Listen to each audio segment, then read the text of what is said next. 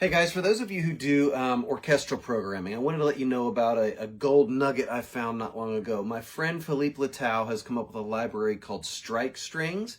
This is an incredible no-brainer. A bunch of really cool string articulations. I'll just play you a couple here really quick.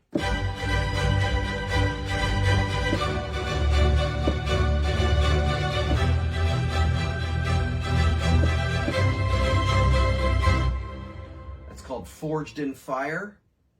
This is called Pillars of Strength.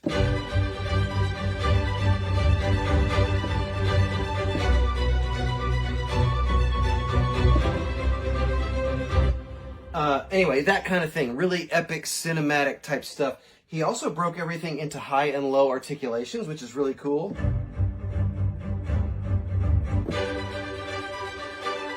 And he's given you MIDI files for everything with all the parts completely broken out into individual components. So just want to let you know, really cool stuff, highly recommended.